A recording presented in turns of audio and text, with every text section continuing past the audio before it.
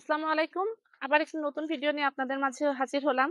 এখন নভেম্বর-ডিসেম্বর মাস। এই সময় কিন্তু বেগুন চাষের জন্য সবথেকে উপযুক্ত সময়।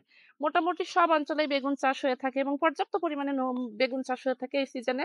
তবে বেগুনের সবথেকে কঠিন সমস্যা হলো বিভিন্ন রকম পোকামাকড়ের আক্রমণ। আর তার থেকেও বড় সমস্যা সেটা হলো বুলবুলি পাখি।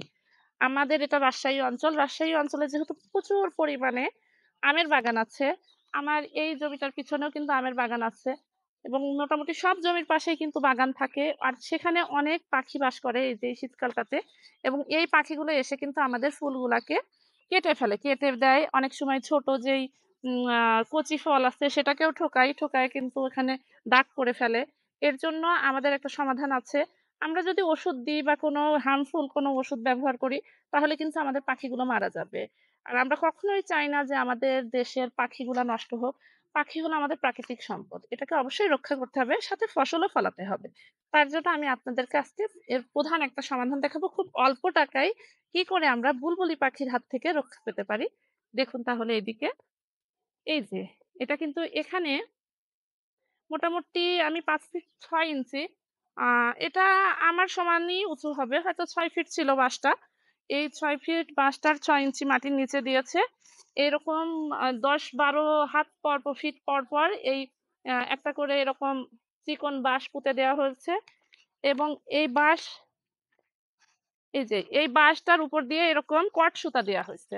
এই কট সুতা এই দেখেন জমির ভিতরেও কিন্তু আ ঠিক এই একইভাবে এইরকম এই চিকন বাঁশগুলা দেয়া হইছে এবং এর উপর দিয়ে এই কট সুতা দিয়ে দেওয়া হইছে। তার উপরে এই যে এই নেটটা কিনতে পাওয়া যায়। এটা কেজি হিসাবে বিক্রি হয়। আমাদের এদিকে এটা ৩০০ থেকে ৳৩৫০ কেজি। ১ বিঘা জমিতে ১.৫ থেকে ২ কেজির মতো নেট লাগে। খুব একটা খরচ না। প্রধান যে খরচ সেটা হলো এই যে এই বাঁশ আর এই কট সুতা। তবে এই কট সুতা আর বাঁশ কিন্তু পরবর্তীতেও আবার ব্যবহার করতে পারব। এটা আমাদের থেকেই যাবে। খুব একটা যে আ বেশি খরচ আমি বলব না। কারণ এই সময় যে পরিমাণে বেগুনের দাম, যদি একটা চালান ভালোভাবে তোলা যায়, আমাদের কিন্তু এই খরচটা উঠে যাবে। এবং আমাদের পাখিগুলোও সুরক্ষিত থাকবে। আমাদের ক্ষেতও সম্পূর্ণরূপে সুরক্ষিত থাকবে। এই যে পুরা জমিটাই কিন্তু নেট দিয়ে ঘিরে দেওয়া হয়েছে এবং জমিটা এখন সম্পূর্ণরূপে পাখির উপদ্রব থেকে মুক্ত আছে। তো আজকে এটাই ছিল আপনাদেরকে জানানোর একটা বড় বিষয় মনে হলো আমার কাছে। এই সিজনে সবাই এরকম সমস্যায় আমরা পড়ে থাকি।